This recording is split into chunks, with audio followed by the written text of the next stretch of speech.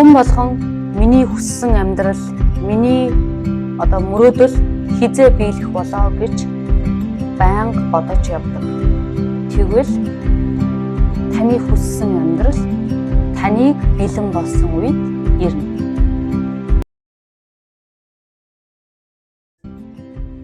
За сайн байцгаана уу? Намайг Жанаргүйл гэдэг энэ удаагийнхаа видеогоор хэрхэн хурдан амархан өөрийнхөө хүссэн амьдралдаа хүрэх вэ гэдэг талаар маш сонирхолтой видеог бэлтгэж байна.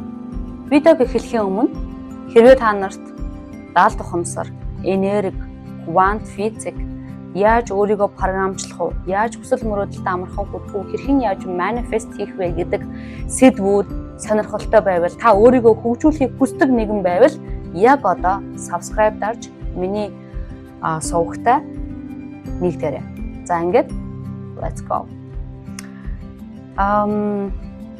За хүн болгон л за миний хүссэн амьдрал хизээ биелэх вэ? Би хизээ хүсэл мөрөөдөлтөд хүрэх вэ? Би хизээ амжилтанд хүрэх вэ? Би хизээ яаж өөрийнхөө тийм өөрийнхөө хүссэн version хувилбарын хүн болох вэ гэж бодож явдаг. Би хизээ санхүүгийн эрхчлөлөнд хүрэх үү? Би хизээ хүсэл мөрөөдөлтөд хүрэх вэ гэж бодож явдаг. За тэгвэл би та бүхэндээ хэлмээр байна. Хизээ та хүрэх вэ гэвэл та бэлэн болсон үед хүрнэ. За энэ юу гэсэн үг вэ гэдгийг let's get started.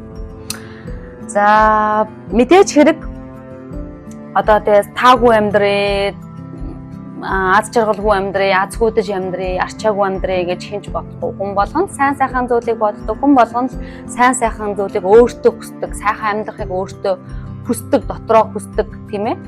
Гэвч бид нарын нэгдүгээр хийдэг алдаа бол юу вэ гэвэл бид нар зарим зүйлийг хийхээсээ ч бодхоосоо ч айдаг.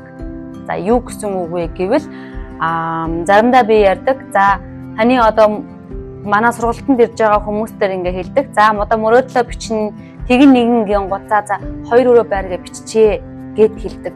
За тэг хотын төвөөс л 2 өрөө байр гिचээ да гэж хэлдэг. Тэгээ би why тэг яагаад 4 өрөө биш гэж, яагаад penthouse биш гэж, яагаад тэг зайсанд биш гэж асуухаар үгүй яг хөө миний байгаа байдалд гэд ингээд хариулдаг. Энэ маань юу гэсэн үг вэ гэвэл та бид нар маань өнөөдрийнхөө өөрийнхөө нөхцөл байдал дээр суурлаад өөрийнхөө ирээдүгээ өөрийнхөө нөхцөл бодлыг хязгаарлаад байна. Ерөөсөө тэр хязгаарлаад лимит гэдэг зүйл бид нарын зөвхөн энэ тархинд л байгаа. Түүнээс биш орчлон ертөнцид бүх зүйл хязгааргүй, бүх зүйл unlimited. За юу. Тэгээд хамгийн гол юм нь even your таны бүр хүсэж байгаа тэр амьдралын тэр хувилбар хүртэл энэ орчлон ертөнцид байгаа манайхан байгаа. Та жишээлбэл өнөөдөр та энгийн нэг ажилтан, үр хүүхдтэйгээ хань ажилтайгаа амьдардаг энгийн нэгэн байвал таны бүр нэр алдартай Америкт амьдардаг гоё эмч доктор хийдэг, докторийн зэрэгтэй магистрийн зэрэг хамгаалчихсан ийм амжилтанд хүрсэн туяагийн хувилбарч байгаа. It's exist in the world гэж энэ орчлон ертөнцид таны бүх хувилбар квантын folio гэж хэлдэг, field гэж хэлээд квант field таны бүх хувилбар байгаа. Бид нар яагаад энэ хувилбарыг аваад байгаа вэ гэвэл бид нар өөрсдийнхөө энергийнхаа хэлбэлцэл таарсан өөрийнхөө хувилбарыг л өөртөө аваад байгаа гэсэн. Тэгэхээр орчлон ертөнд бид нарын хүсэл мөрөөдөл хизээ биелэх вэ гэвэл бид нарын энергийн түвшин, бид нарын хүсэл мөрөөдлийн түвшин хоёр яг нэг левелд, нэг түвшинд очсон үед. Жишээлбэл та өөрийгөө биллионер буюу тэр бумтан болёо гэж бодож байвал та тэр бумтангийн энерги танаас гарч явах ёстой гэсэн. Та нөгөө түрүүний саяхт хэлдэг жишээн дээр 2 над болно гэж бодож байгаа биш. Тэр бумтан хүн яаж бодох юм? Тэр бумтан хүн байвал та нэрнгээсээ ямар үйлдэл гаргах юм? Тэр бумтан таны зан чанар ямар байх юм? Тэр бумтан таны зарчим ямар байх юм гэд энэ бүх зүйлүүд align буюу тэр бумтны энергийн хүнтэй нэгдэж байх хэрэгтэй гэсэн. Тэгжээж таны тэр зүйлүүд бодит болно. Тэгэхээр таны мөрөөдөл хизээ биелэх вэ гэвэл та бэлэн болсон үед биелнэ. Тэгэхээр бэлэн болсон үед гэдэг маань таны энергийн түвшин, таны тэр хүсэж байгаа зүйлийн түвшин хоёр нэг зүйл дээр давхцсан үед та тэр хүсэж байгаа амьдралдаа амархан хүрч чадна гэсэн. За хоёр дахь зүйл маань тэгэхээр эхний зүйл маань толгойд байгаа тэр блокийг, толгойд байгаа тэр лимит тавиад байгаа тэр зүйлийг эвдэнэ. Limit just your inside your brain гэж байгаа шүү дээ. Зөвхөн таны одоо энэ тархинд л байгаа. Тийм болохоор ерөөсөө unlimited хүсэл мөрөөдөлд хязгаар гэж үгүй. Тэгэхээр хязгааргүйгээр мөрөөд та 7 настай байхдаа та хүүхэд байхдаа хязгааргүй мөрөөддөг байсан биз дээ. Хүүхэд байхдаа энэ биелэх болов биелэхгүй болов за тэрийг хичээг гэж боддгоо байсан шүү дээ. Бид нар одоо би тийм болно, би нисгэгч болно, би одоо би бол одоо дуучин болно, би од болно гэл ингээл компани захирал болно гэл хүүхэд байхдаа та юунд ч хязгаарлагдахгүйгээр мөрөөддөг байсан шүү дээ.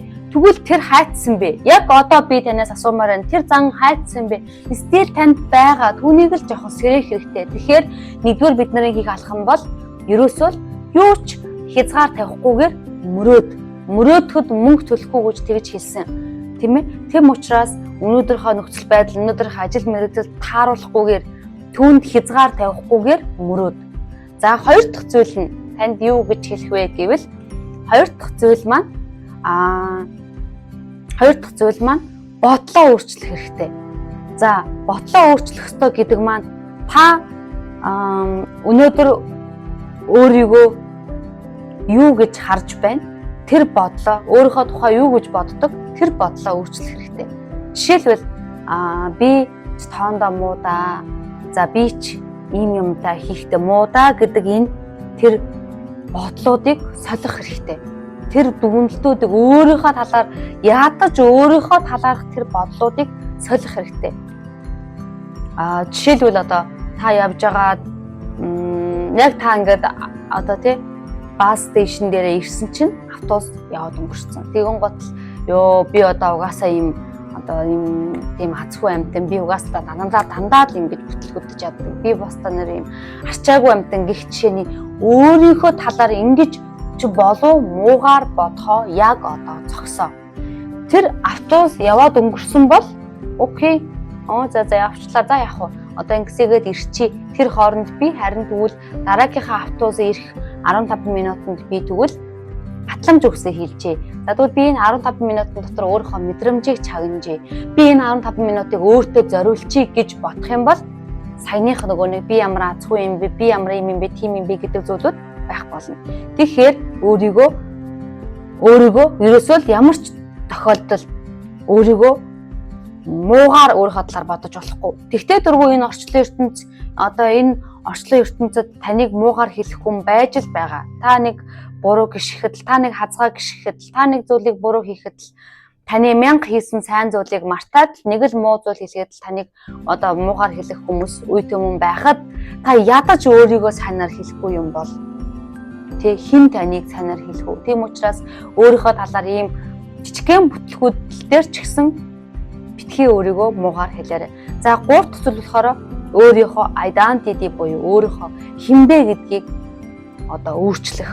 Өөрийгөө өөр цонхоор харах, өөрийнхөө юмыг хардаг линзээ өөрчлөх. За энэ маань юу гэсэн үг вэ гэвэл жишээлбэл та мөнгө олох бол хэцүү, маш их хөдөлмөрлж ижил мөнгө олдог. Амьдрал бол тийм амар биш гэж бодох юм бол танд яг л тийм орчлон юмыг л та аавна. Яагаад гэвэл та хүссэн хүсээгүй орчлон ертөнцид тэр захиасыг өгөөд байгаа учраас түүнийг л аавна. Тийм учраас тийм хэцүү, тийм гэж хэлэхгүйгээр орчлон ертөнц бол амьдрал бол амархан, мөнгө олох бол амархан. Би ер нь бол унтчих ч гэсэн надад мөнгө орж ирдэг. Би аливаа зүйл маань миний сансан одоо зүйл маань сэтгэлчлэн амархан бүтдэг гэх мэтчлэн эдгээр зүйлүүдийг байнга одоо өөртөө хэлж байх хэрэгтэй. Ингэх юм бол та одоо тэр зүйлийг өөрийнхөө тодорхойлж бодгож байгаа гэсэн. Өөрийгөө тодорхойлж хэлж байгаа гэсэн. Жишээлбэл хүмүүс хэлдэг штэ. Жишээ нь би танд за та одоо нэг жилийн дараа та бол тэр бомтон болно гэж хэлвэл та ингээ бодоод үзэхээр за би тэр бомтон болно гэхээр танд нэг л худлаа юм шиг. Энэ нэг л танаас хол юм шиг санагдчихвэл та энэ талаар танд блок байна гэсэн. Та энэ зүйлд итгэж чадахгүй байна л гэсэн. Хэрэг та бодохоор та тэр бомтон болно гэж бодонгоо тийм ээ би чадна би жоохон хичээчих юм болно. Одоо миний бизнес маань тийм байгаа юм чинь одоо би ийм байгаа юм чинь би болно гэж бодож итгэж чадаж байх юм бол энэ зүйл танд амархан болно гэсэн. Тэгэхээр энэ тодорхойлтыг өөрчилнө. Та тэр зүйлд магадгүй итгэхгүй байсан ч гэсэн хамаагүй. Жишээлбэл бид нар Офраг мэдэн шүү дээ. Офра ямар хүнд хэцүү амьдралыг даван туулсан бэлээ те. Түүнийг одоо те ямар хэцүү амьдралыг даван туулсан бэлээ. Тэр тэрэнд энэ буруутай гэж суугаагүй. Тэр одоо өөртөө итгэсэн байгаа. Итгэх боломжгүй зүйл байсан ч гэсэн түр итгэсэн байгаа. Тэгэхээр бид нарт одоо юу хэрэгтэй вэ гэвэл жишээлбэл та тэр бомтон болохоороо та тэр бомтон гэдэгтээ итгэх бишээ. Та итгэсэн учраас тэр бомтонгийн амьдрал танд ирнэ. Та өөрийгөө үзэсгэлэнтэй гэж бодсон учраас та өөрийгөө хайрлагдах эрхтэй гэж энэ толгоонд нөгөө нэг ягштал баараггүй итгэсэн учраас тэр зүйл танд ирнэ. Түүнээс биш хүмүүс юу гэж боддог вэ? Эсрэгээр нь боддог. Би тэр бомтон болчоод би одоо өөрийгөө тийм гэдэгт итгэнэ. Би одоо намайг хайрладаг одоо хань жилтэй болчоод би өөрийгөө хайрлагдсан эмэгтэй, би хайр цацруулсан эмэгтэй гэдэгтээ итгэнэ гэж ярьдаг. Би өөрийгөө тэр бом төвөрг миний дансан дээр байж иж би өөрийгөө баян хүн гэдэгт итгэнэ гэдэг. Гэвч яг үнэндээ бол та өөрийгөө баян гэж нэгдүгээр толгой дотроо энэ итгэн тэгээд тэр зүйл таны амьдрал дээр ирнэ. Энэ хоёрын байрыг солиод байна. Энэ хоёрыг байрын солихгүй. Тэгэхээр 3 дугаар хийх ёстой зүйл бол өөрийнхөө итгэл үнэмшлийг өөрийнхөө identity-г өөрчилнө. Identity гэдэг би монгол үгийн сайн олж чадахгүй байгаа. Яг ямар үг байдгийг. Гэхдээ энэ ер нь бол юу гэсэн үг вэ? Өөрийнхөө тодорхойлтыг өөрчилнө гэсэн үг. Би гэдэг бол ийм. Жишээлбэл таны хүссэн амьдрал байгаа тийм ээ. Жишээлбэл та одоо маш сайн хань ижилтэй, маш гоё олон хүүхэдтэй, тэгээд бизнестэй, тайван сайхан эмэгтэйлэг гоё сайхан амьдрья гэж бодё. Тэгвэл тийм хүмүүс ямар үйлдэл гаргах вэ? Тийм хүмүүс ямар зарчимтай байх вэ? Гэдгийг бодож үзээд тэр үйлдэлүүдийг хийж эхлэх юм бол энэ таны identity өөрчлөгдөж эхэлнэ. Энэ өөрчлөгдсөн цагт таны амьдрал тэр чигээрээ өөрчлөгдөнө. Өнөөдрийн таны амьдрал таны identity-тэй холбоотой. Та өнөөдөр өөрийгөө ингэж л харж ирсэн. За би нэг 2 өдөргүй хоос амд хонохгүй нэг иймэрхүү амьдралаар л амьдрна гэдгийг та ерөнхийдөө л энэ төсөөллийг бий болгоод эндээ та итгэсэн учраас өнөөдрийн амьдрал танд байгаа. Таны маш хүмүүс таныг одоо би одоо юу гэдэг те Португал улсын эсвэл одоо Францын та ерөнхийлөгч болно гэвэл та дунд итгэхгүй мэдээж үгүй. Тэгвэл та тэр зүйл итгэж чадах юм бол тэр зүйл болно. Харин ямар зүйл итгэх хэрэгтэй вэ гэвэл таны толгойд орж ирж байгаа өөр хүн хэлж байгаа биш, таны толгойд орж ирж байгаа зүйл таны хувьд биелэх боломжтой зүйл буюу орчлон ертөнцид танд өгсөн одоо хүч чадлын хэмжээгээр танд биелэх боломжтой зүйл л таны толгойд орж ирдэг. Таны толгойд биелэх боломжгүй зүйл бүр орж ирдэггүй. Яг саяных шиг та өөрийгөө хэзээ нэгэн цагт би Франц улсын ерөнхийлөгч болё гэж таны толгойд ерөөсөө тийм мөрөөдөл орж ирдэггүй шиг тэгвэл тэр мөрөөдөл таны хувьд ерөөсөө биелэх боломжгүй мөрөөдөл гэсэн. Харин та 3 өөрөө байртай болчихъя. Амьдралаа сайжруулчих, бизнес эхлүүлчих, гадагшаа нэг аялаад ирчихье гэдэг энэ бодлоо таны толгойд нэг удаа ч гэсэн орж ирнэ гэдэг маань энэ зүйл таны хувьд биелэх боломжтой гэсэн. Танд тэр биелэх capacity буюу тэр чадал нь байгаа, боломж нь байгаа гэсэн. Бүр боломж нь байгаа биш, бүр тэр хувилбарын та энэ quant field дээр байгаа гэсэн. Тийм учраас одоо юу хийх вэ гэвэл тэр итгэл үнэмшлээ өөрчлөөд, тэр харах цонхоо өөрчлөөд өөрийгөө тэр энергийг өөрөөсөө ялгаруулж тэр зүйлийг орчлон ертөнцөөс тэр зүйлийг граб хийж өөр дөрөөр шүүрж авна. Тэгэхээр одоо юу хийх ёстой вэ гэвэл өөрийнхөө энергитийг ажиллана. Бүх зүйл энерги. Энерги зөв зарцуулсан хүн амжилтанд хүрч чадж байгаа. Амжилтанд хүрэхэд танд энерги хэрэгтэй. Энерги. Түүнээс биш мөнгө төгрөг одоо гэхээсээ илүү мэдлэг гэхээсээ илүү энерги хэрэгтэй. Энергийг зөв зарцуулж сурах хэрэгтэй. Энергийг зөв зарцуулж олж авч сурах хэрэгтэй гэсэн. Зөв зарцуулж сурах хэрэгтэй. Энергийг маргаан одоо тий муу бодлуудад зарцуулах хэрэггүй гэсэн. Муу бодол бодох амархан. Юмд бууж өгөх амархан. Муу юмыг сурахад амархан. Муу үгийг хэлэхэд амархан. Харин зөв бодлыг бодоход, эерэг бодол бодоход биднэрт энерги хэрэгтэй. Жишээлбэл та өөрийгөө ингээд өглөө одоо автобус манаас хоцорлоо. Та ингээд би ч нэг юм азгүй амьтан гэж бодох амархан. Энд ямар ч энерги хэрэггүй.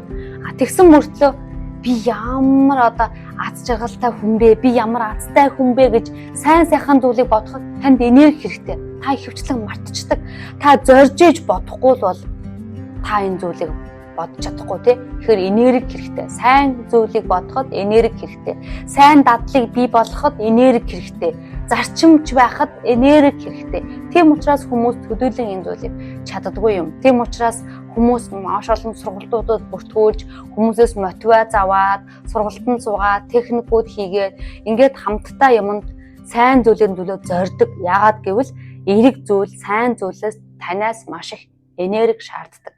За тийм учраас дөрөвдүгээр зүйл нь таны хүсэл мөрөөдөл таныг бэлэн болсон үед ирдэг. За жишээлбэл та 7 настай хүүхэдтэй зайрмаг авч өгөөд явж ялаа гэж бодъё. За тэргүүрээ зайрмаг аваад гаргаад иржээд авж өглөө, задлж өглөө, зайрмаг хүүхэд идэх гэж байтал зайрмаг гулсаад газар унлаа. За энэ үед яг хүүхэд мэдээж уйлна. Өө миний зайрмаг би зайрмаг идэж чадсангүй, би зайрмаг ээжид дахиад зайрмаг аваад өг гэж уйлна. За мэдээж та окей би дахиад чам зайрмаг аваад өгье. It's okay гэж хэлээд та дахиад дэлгүүр ороод зайрмаг авна. За энэ үед хүүхэд үгүй би энэ удаа нэг халбаг тийм нэг Итали зайрмаг нэг халбагтай биш би 3 халбагыг авна гэд хүүхэд уйлвал та нэг халбаг зайрмаг авч өгөх үү? 3 одоо ингээд хийсэн 3 халбагтай зайрмаг авч өгөх үү? Мэдээж хэрэг та нэг халбаг зайрмаг авч өг.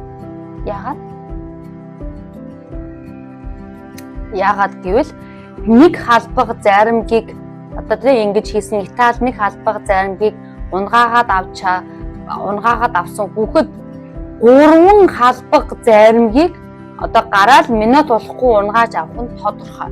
Тийм учраас та хүүхэдтэй хайртай ч гэсэн тэр хүүхдийг үнэхээр баярлуулахыг хүсэж байгаа ч гэсэн та хүүхэдтэй нэг халбаг зайрамгийг л авч өгнө. Яг түүнтэй адилхан одоо Бурхан бид нарыг бэлэн болсон үед биднэрт тэр хүсэж байгаа зүйлийг өгдөг. Өөрөөр хэлэх юм бол таныг бэлэн болсон үед таны тэр хүсэж байгаа тэр санхүүгийн мөнгөний хэмжээг өгнө. Таны тарих бэлэн болсон үед өөрөөр хэлэх юм бол өнөөдөр би таны нарыг тэр бумтан болно гэвэл таны тарих бэлэн биш. Та түүнийг хүлээж авахд бэлэн биш. Тийм учраас та түүнийг яаж зарцуулахаа мэдэхгүй, яаж хадгалахаа мэдэхгүй. Тийм учраас энэ зүйл тань ирэхгүй. Та зарим хүмүүс одоо өөрийг нь хайрладаг эр хүнийг олж сонгож чадахгүй байгаа. Яагаад гэвэл тэр хүн өөрийгөө хайрлаж чадахгүй байгаа. Өөрийгөө хайрлаж чадахгүй байгаа хүн яаж эрэгтэй хүний тэр хайрыг дааж чадахгүй. Тийм учраас түүнийг хайрладаг хүнтэй уулзч чадахгүй. Тэгэхээр хизээ та бэлэн болсон үед хизээ танд тэр гоё хайр ирэх вэ гэвэл таныг бэлэн болсон үед. Тийм учраас одоо тэр гоё сайхан хайр надад яагаад ирэхгүй байна? Тэр санхүүгийн хэрэгчлэл надад яагаад ирэхгүй байна вэ гэж гомдлохоосоо илүү тэр зүйлийн төлөө өөртөөгөө л ажил. Өөрийгөө л өөрчилсөн цагт бид нарын эргэн тойрон өөрчлөгдөнө. Тийм учраас маш олон хүмүүс одоо суглаанд маш олон сая төгрөг хоцсны дараа магадгүй маш гоё том байр хожиж авдаг өнгөртлөө тэр юмнууд тэр хүмүүст наалддаггүй. Тэгэл яаж ч гэмээрээ мэдгүй тэгэл зарцуулаад өөр ашиггүй зарцуулаад дуусгачихсан байдаг. Тэгэхээр энэ юуг харуулж байна вэ гэвэл тэр хүн суулаагаар тэр олон миллион доллар төгрөгийг хоцсон ч гэсэн тэр хүн түүнийг яаж зарцуулахыг мэдэхгүй. Тэр хүн түүнд бэлэн болоогүй учраас тэр мөнгө тэр хүнд наалдахгүйгээр өнгөрсөн. Тийм учраас бэлэн болсон үед таны хүсэж байгаа зүйл ирнэ. Тэгэхээр өөртөө бодох хэрэгтэй. Яагаад би одоо 2 өрөө байртай, 3 өрөө байр, гоё зайсангаас авъя гэж мөрөөдөд байгаа мөртлөө өнөөдөр надад байхгүй байна. Яагаад би тэнд бэлэн биш байна? Би юугаа сайжруулах вэ? Би магадгүй түүн зан чанараа сайжруулах хэрэгтэй байх. Би магадгүй түүнтэй холбоотой өөрийнхөө блогуудыг арилгуулах хэрэгтэй байх. Би хүүхэд насныхаа травмагаа эдгэх хэрэгтэй байх. Ингээд маш олон бэлэн биш зүйлүүдийг эдгэж ирсэн цагт та бэлэн болсон зүйл universe тав хийгээл нэг өдөр танд surprise гэж танд тэр зүйлийг өгнө. Believe me, надад итгэхээрээ хизээ таны мөрөөдөл биелэх гэвэл таныг бэлэн болсон үед яг та тэр хүүхдэд за 3 халбаг юмыг авч хад идэж чадахгүй байгаа хүүхэдтэй гээд нэг халбаг зармыг авч өгч байгаатай яг адилхан.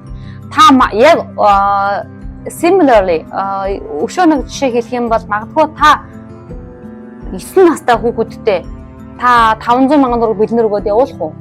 Of course not. Мэдээч үгүй. Why? Яагаад гэвэл 9 настай хүүхэд 500 мянган төгрөгийг яаж зарцуулахыг мэдэхгүй. Тэр магадгүй замдаа алга болгоод авна.